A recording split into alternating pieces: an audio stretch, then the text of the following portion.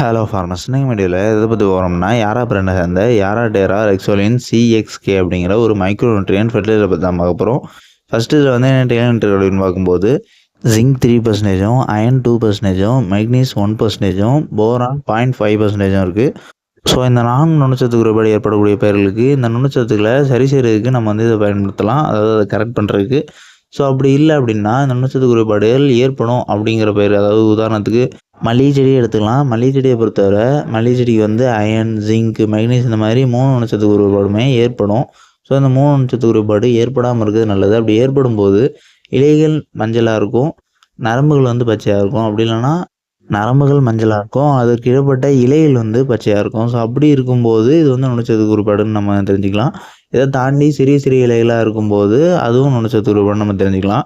எந்த ஒரு பூச்சான நோய் தாக்குதலும் இல்லாத பட்சத்தில் மொட்டுகள் ரொம்ப சிறிதாக இருக்குனாலும் அதுக்கு வந்து நுண்ணச்சத்து குறைபாடு தான் அப்படிங்கிறத வந்து நம்ம புரிஞ்சிக்கலாம்.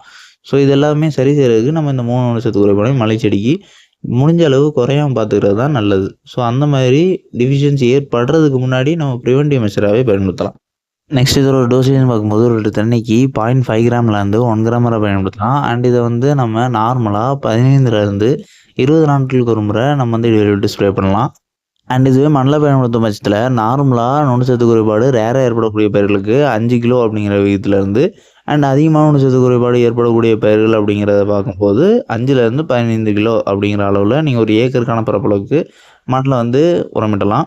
அண்ட் இந்த உரமிடுறது வந்து நம்ம குறிப்பிடுறது எந்த பயிருக்கு எந்த மாதிரியான நுண்ணச்சத்து குறைபாடு ஏற்படும், அதாவது எந்த அளவுக்கு தீவிரமான நுண்ணச்சத்து குறைபாடு ஏற்படக்கூடிய பயிர்களுக்கு அதிகமான டோசேஜில் பயன்படுத்தலாம், இல்லைனா குறைவான டோசேஜில் பயன்படுத்தினா போதும். அண்ட் இதோட அப்ளிகேஷன் இன்டர்வல்னு பார்க்கும்போது நீங்கள் வந்து நார்மலாக 45 நாட்கள்லேருந்து 60 நாட்களுக்கு ஒரு முறை நீங்கள் உரமிட்டால் போதும். ஏன்னா இது வந்து நுண்ணச்சத்து குறைபாடு தான் அப்படிங்கிறதுனால இந்த நுண்ணச்சத்து எல்லாமே ஒன்ஸ் கிடைச்சதுக்கு பிறகு திருப்பி உடனே அவ்வளோ சீக்கிரம் குறைபாடு ஏற்படாது. உங்களோட பயிர் நார்மலான சீரான வளர்ச்சியை நோக்கி இருக்கும் பட்சத்தில், அதாவது எந்த ஒரு சார்ந்த மூச்சாக்களோ இல்லைனா பேந்தாக்களோ ஏற்படாமல் சீரான வளர்ச்சியை நோக்கி இருக்கும் பட்சத்தில்.